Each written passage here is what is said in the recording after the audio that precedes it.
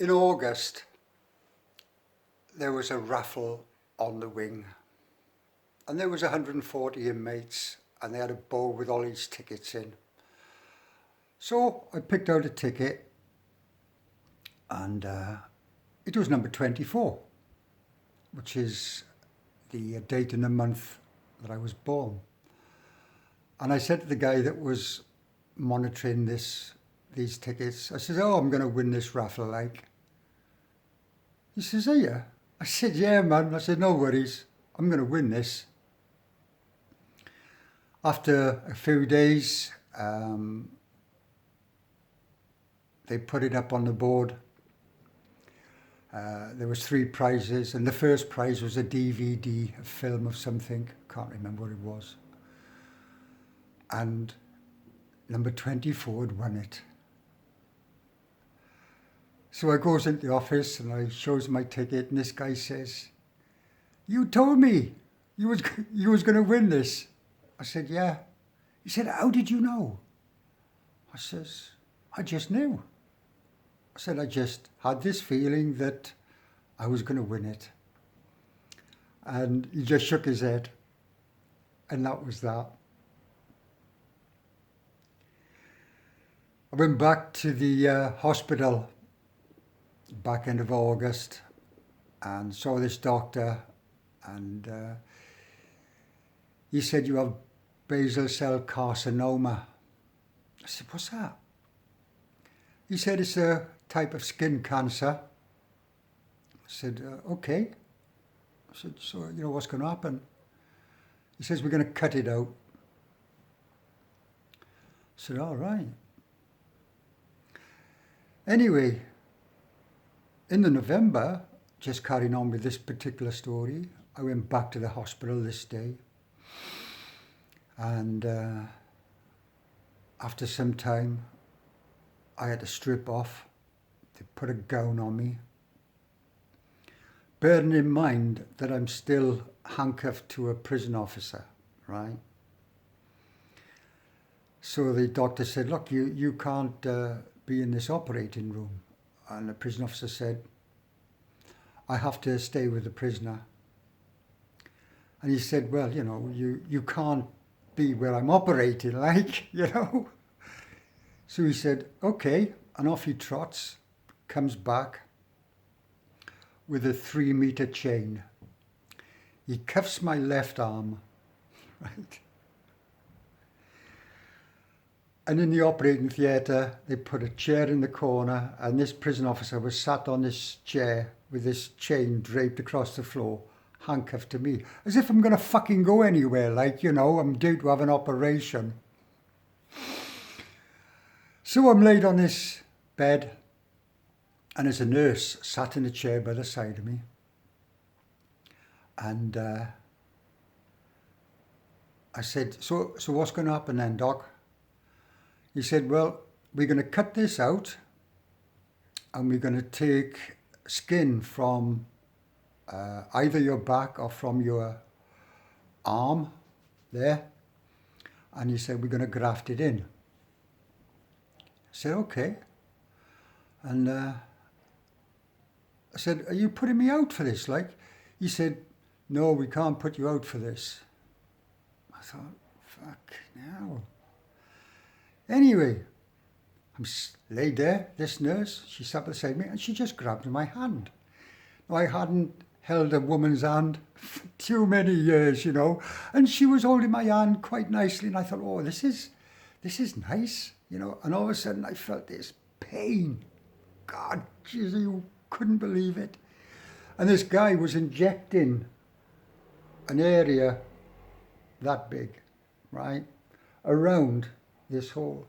And he'd put in 30 injections, and every one was like being stabbed.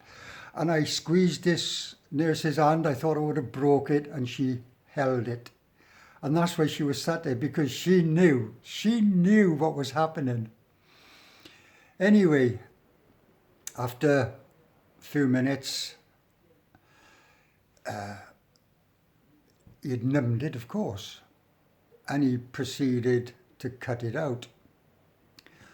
And then they injected my arm, my right arm here, on the top of my muscle, opened it up about that much, took a big flat piece of skin and sort of like welded it, because I could smell it burning, you know. This probably took about 2 hours in total for him to do this. And after some time, it was finished. I had a big plaster over my head and all this bollocks like.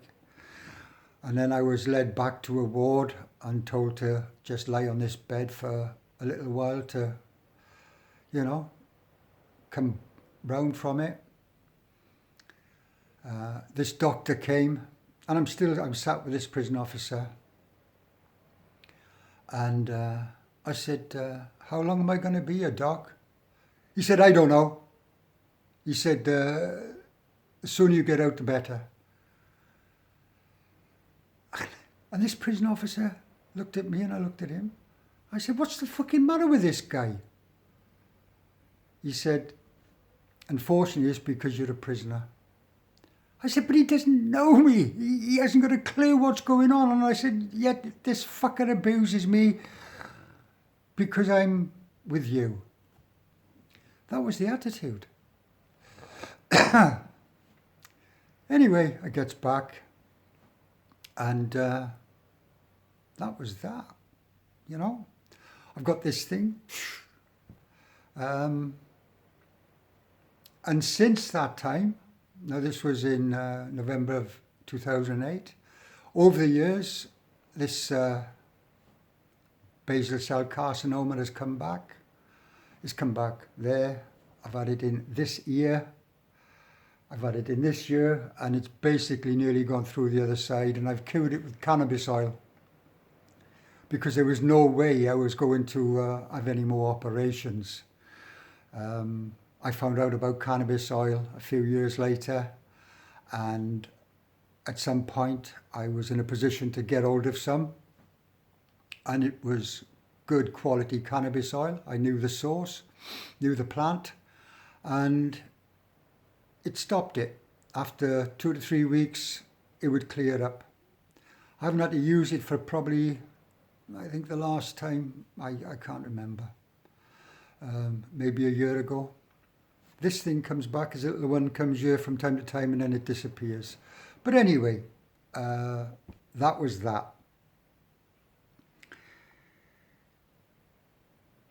In the September, I read a book called The Cosmic Ordering Service by a German lady, Barbel Moore.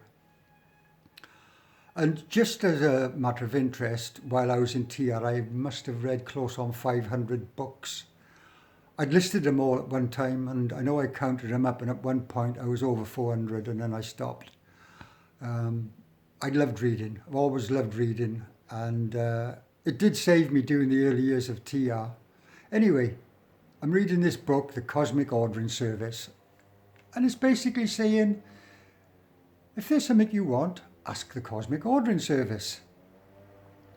And John, my cellmate at this time, he was made to work. They tried to make me work, and I said, no, I'm not working, and they just left me alone. But John was making nets of some kind, and he was not a happy bunny. He said, fucking hell, Steve, he says, I don't like this job at all. He said, I want a cushy number, like, you know. John was like my age. He was, 58, whatever, 57. So that night, I put an order into the Cosmic Ordering Service for John and said, look, find John a cushy job, will you, please? Just to help him out. Thank you very much. Left it at that. 2 days later, he gets a call. You're going to be the cleaner on the wing. And this guy was so happy, man. He was over the moon. He was just cleaning out the wing. So he'd just come out of his cell. He'd go up to the top end to this room where the cleaning stuff was. And he'd mop the cells, mop the whole wing. And he was so happy. I never told him about this. I just let it be. And I thought, this works. This really works. And let me see, when was it? Yeah, November.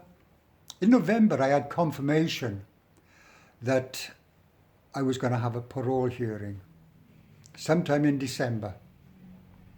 I thought, well, at least I know now that I'm going to get a parole hearing and see how it goes. Also, at that time, my son, John, came to visit me with his mate, Paul Kavanagh. They'd been mates from kids. And I knew Paul, lovely guy. And prior to this, I had spoken to John on the phone and I said, John, can you bring me an plectrum? He said, yeah. And I asked him for this because a guy opposite me in his cell had a guitar, but he didn't have a plectrum. And he couldn't use his fingers, so he couldn't play his guitar. And John came to visit, and I said, you got this plectrum, John? He said, yeah, Dad. And he took it out of his pocket, gave it to me, put it in my pocket. That was the end of that.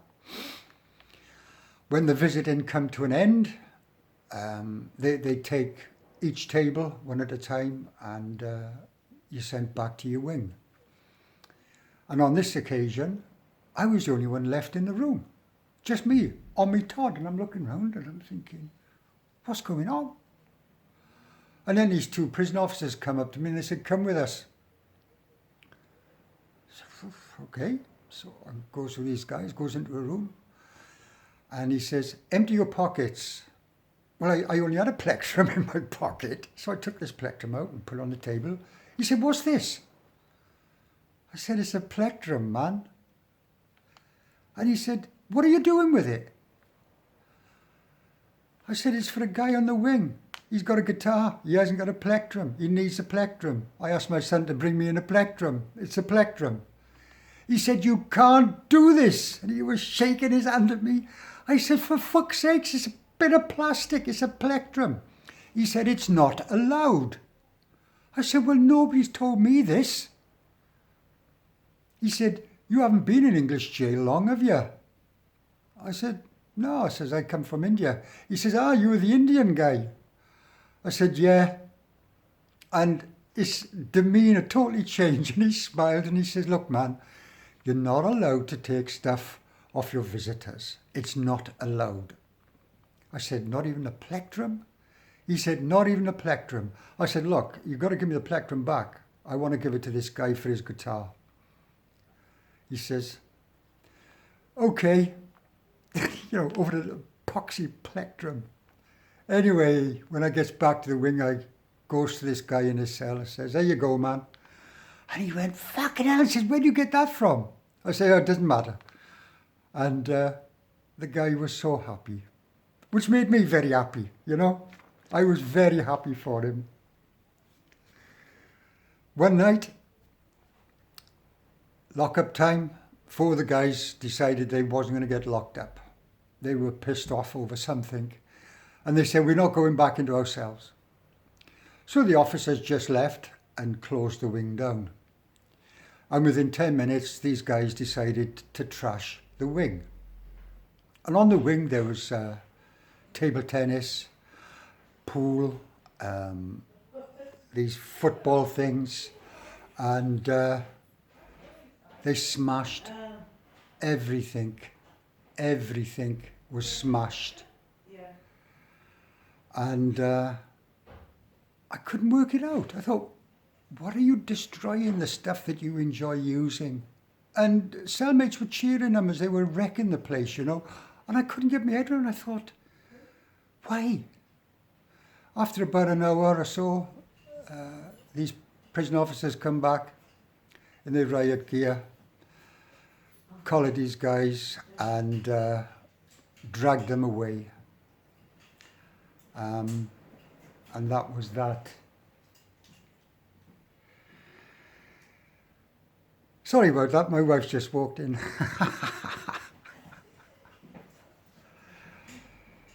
So,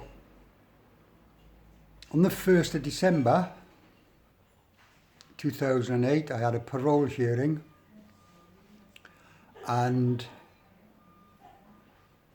I spoke to the guy in the evening, this prison officer, and I said, what's happened, like? And he said, well, we won't know tonight. He said, we'll know either tomorrow. He said, if you haven't heard anything by Wednesday, he said, it's been rejected. I said, okay. Tuesday come, nothing. Wednesday come, nothing. I thought, oh God, what am I going to do? I thought, well, okay, if that's how it is, that's how it is. Also by this time, which I forgot to mention, when I was with John in cell 24, strangely enough, I asked the Cosmic Ordering Service to give me my own cell, and this would have been in November. I said, I want to have my own cell. I want to be alone again, I like that aloneness. And within a couple of days, I was moved. This officer come this day. He says, come on, you're having your own cell. So we walked down the ward, and I said, well, which cell am I having? He said, 25. I thought, no, this can't be right, not 25.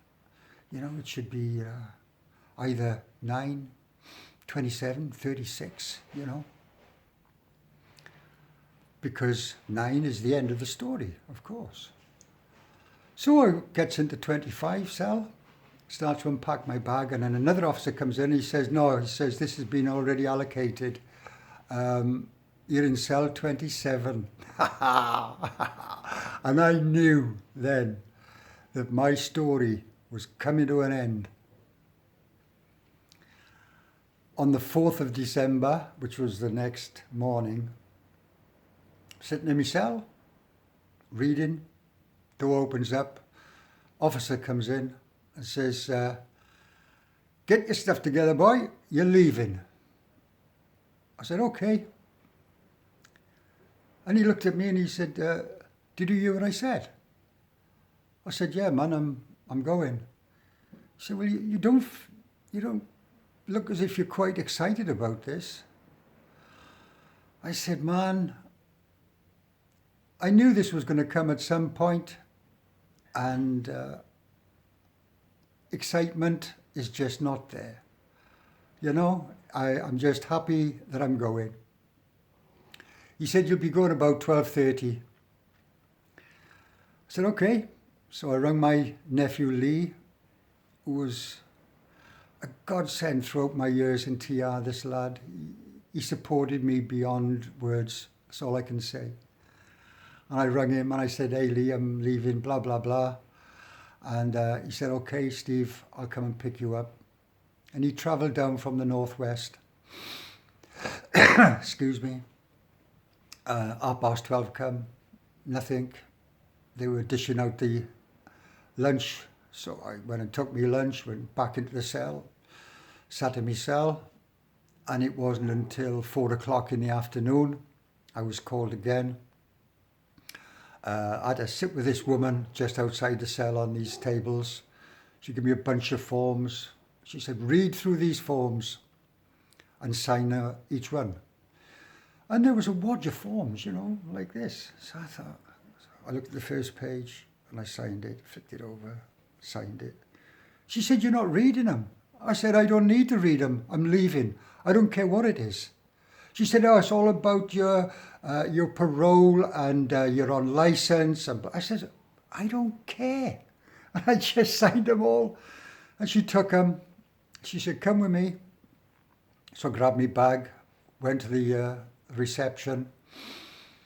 They offered me a pair of shoes, which I declined because I didn't wear shoes. And it's only in the last year that I've started to wear cloth slippers. I usually wear flip-flops, or chappals as we call them in India. They give me £45. I said, wow, thanks man, I said, oh, it's just to get you started over the next few days. And I turned around and just walked out. And there was no big metal doors and clanging and fencing. I just walked out of the reception, down this path, and there was my nephew.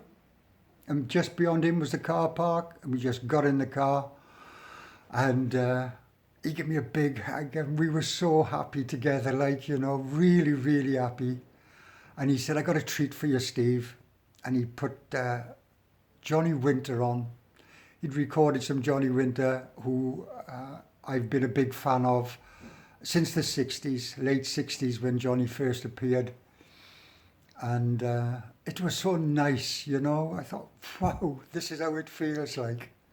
And that night I stayed with my nephew and Janet and his son, Lee Jr. I don't think Wendy, his daughter, was there. I can't remember. But anyway, I spent the night there. And the next morning, my son drove over from Yorkshire to take me back. And I stayed with my son. And on the way back, he pulled out a joint. And I said, oh, I recognise this, John. He said, yeah, Dad, it's your favourite. It's White Widow. So I smoked this first joint from leaving Tihar, and by the time I got back to my son's place, I was stoned. And that's how it carried on to this day. I mean, I say to this day, I haven't smoked since New Year's Eve.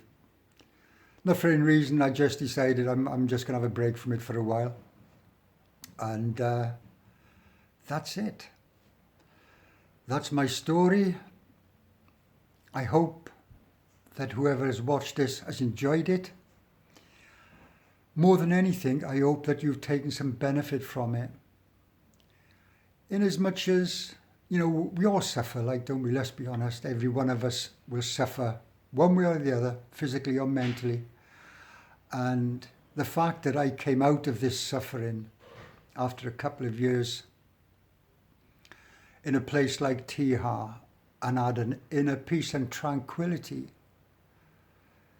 that I can't even put into words, not even now. And it's never left me, it's never left me. I can do this there. You can do this wherever you are now. It's up to you, Nobody controls this, only you. So please, think about this and take the benefit. Also, before I go, I'm just going to mention the fact that I'm going to do the Time to Change book that I wrote while I was in TR. And I'm going to probably do this on audio so I can actually read it properly and add my bits into it. And if anybody's interested, just keep an eye out for when this comes out. Thank you. Next time.